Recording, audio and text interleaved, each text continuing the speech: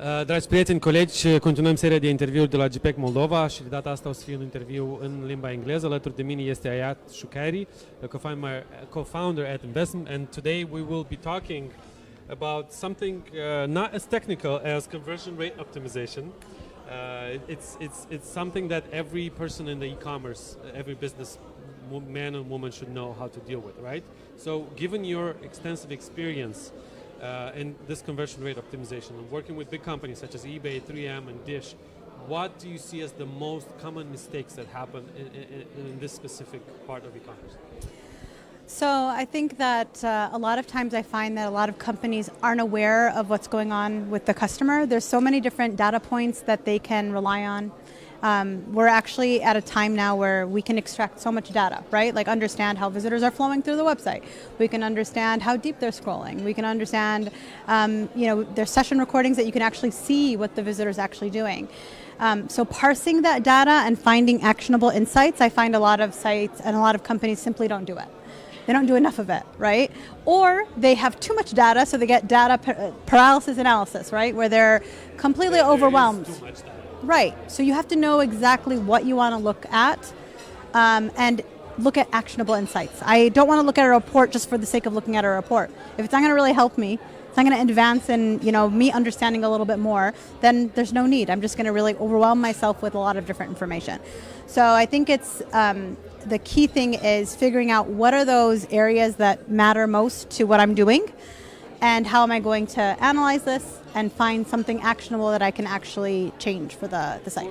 For those who still are, let's say, conservative regarding using data in their sales process, analyzing data.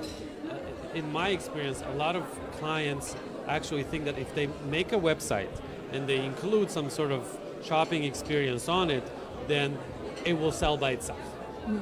And they pump a lot of money into ads, and they think that ads will help them make the sale.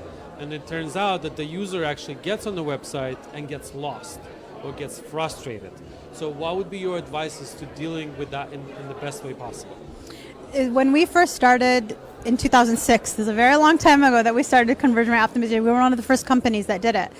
A lot of people would confuse us with SEO, search engine optimization, but that's driving the traffic. But once the visitor gets there, I have a job to persuade them. And this market is very busy, right? You see like e-commerce, especially after COVID, a lot of companies that were not online realized we need to get online. And if we don't get online, we're missing out on a lot of great opportunity. So in order to distinguish yourself, you do need to make sure that you're understanding what's happening on the site, how the visitors are actually behaving. Is my brand distinct? Are my values, the value proposition that I have on the site, is it distinct enough to persuade them to move forward and to convince them that this is the product that they need? So I think it's, sure, you can put ads, but you're going to be throwing away a lot of money. Driving that traffic to the site that's not optimized and not understanding what the visitor needs are, you're going to be just throwing away a lot of money. So I would recommend that you periodically, and the thing with optimization is, and this is something that I said in my talk, was it's not like one shot. I'm going to just run a couple of A/B tests and I'm done.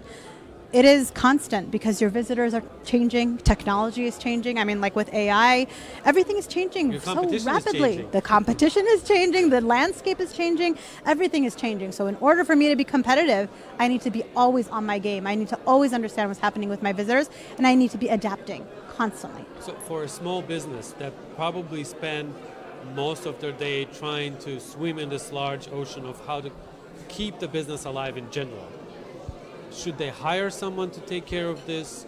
Can they externalize it to a company that does it? What would be your advice for them to do it? Because they can't spend all day trying to figure this out. Right. I mean, again, personally, I've always felt like outsourcing some of this is great. It can help.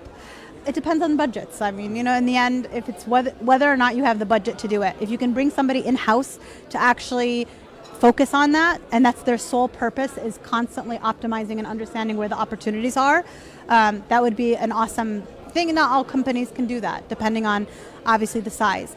To begin with, though, bringing in a consultant that can at least give you an idea of where to start, that can actually be helpful. Can you learn that from YouTube? there's a lot of really great content out there. Excellent content. Actually, like at Invest, we have a course that teaches conversion rate optimization.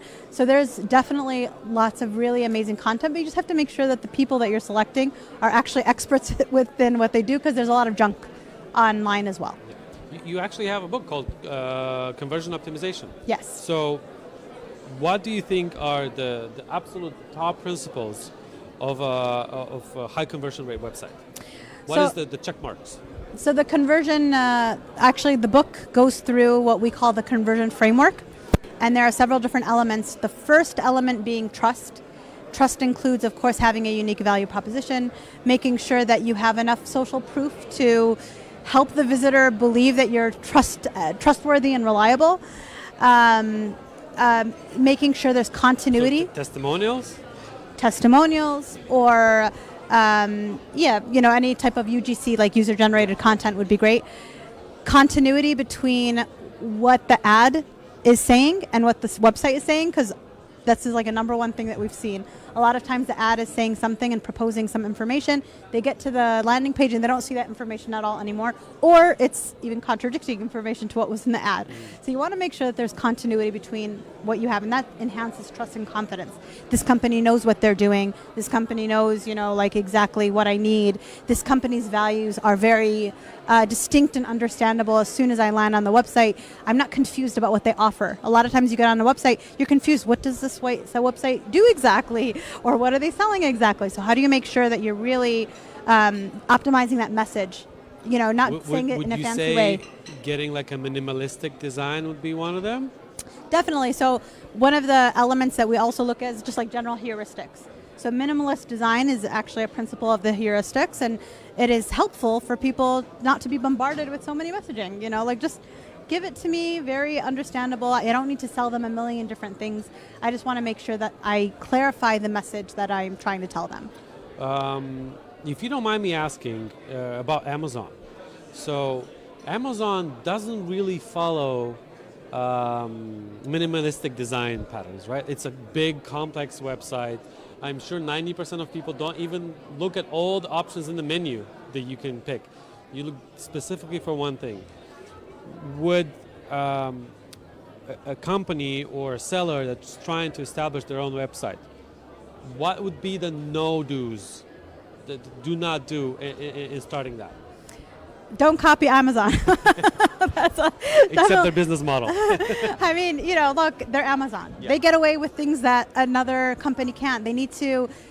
Other companies need to establish their brand. They need to tell, a consumer, you want to buy from us because of ABC, and not buy from Amazon, buy from us because of this. So you have a lot more work to do as a smaller business in order to establish the reasons why somebody should choose you and not go to like a big box company like an Amazon. So that's why, again, what they do, I always tell any of my clients, even looking at competitors, even within the same field, even if they're within the same size, copying a competitor can be detrimental, because what your visitors are experiencing and what your visitors know about your brand is different than them. So don't just copy blindly. Make sure that it makes sense, this element and test it. Make sure it works for your visitors, because it might not. I think that Americans have that us here we have a little lack of, is when a consumer is trying to purchase something, you don't see it as a purchase. My wife says, she's American, she says, I choose to invest into this company. I believe that, Target. I like to go to Target, and I like the buying experience from there rather than going to Walmart, for example. So how do you think we could help develop this mindset in Moldova, which is a developing economy, right? Where the consumer would choose not to purchase something because it's cheaper or because they like how it looks like, but because they understand the meaning of helping a specific business grow. Yeah, so I mean, this is actually in the US as well. A lot of people are tending to go with smaller businesses because they like the fact that they're local. They like the fact that they have a story, So I don't know if it's the same way in Moldova, definitely, but like mentioning that, that we're local. This is a Moldova. You're helping your own economy. You're helping your own country. I think that can be really meaningful. A lot of people will only buy from companies that are U.S. based and that are, manufacturing within the U.S. So, similarly here in Moldova, if that's the case, a lot of times maybe that could be actually something that can incentivize people. Let them know that this information so they feel like, oh, I'm proud of my country. Or if they have like a social element to it, right? Yes, definitely social media. 1% of it is donated to whatever. Exactly. Yeah. So sometimes they can, of course, establish something like that. But I think also focusing on the products and adding the details that people want about the product is super important. If you're just putting on like a very generic content on each product page, you're not going to be really doing a good job convincing them that this is the right brand for you. So, people sometimes just want to do something very easy, but when it comes to those products, this is your small business. You want to make sure that you're adding a lot of information, a lot of details, really persuade them with that copy. You'd be surprised how many people, they go through it, they read it, is important to them. And last question, I know it's really relevant in your case. How does AI, tools like ChatGPT or even Midjourney or DALL-E, how do they contribute to conversion optimization? So, it's been exciting for us because we've been utilizing it in our company. A lot of times with copy, the amount of information, like exactly, it's like this. Also, the way that it's producing the content is very unique, right? And it's persuasive, and so it's things that you may have not thought of yourself that could be really helpful. So we're excited about utilizing it in that way, but also even from the perspective of A/B testing and figuring out how do I input these pieces of data in order for me to understand what should I test next. So we're still experimenting with that. We're not there yet, but I think there's something that we can learn from there. Additionally, like for example, somebody within our company recently utilized AI for trying to get those actionable insights from interviews that we conduct with customers, and the results were just absolutely amazing. So again, as long as you know what the inputs are, you can actually produce some really, really great information, and then it'll give you ideas of what can I test based on this information that I've actually just extracted.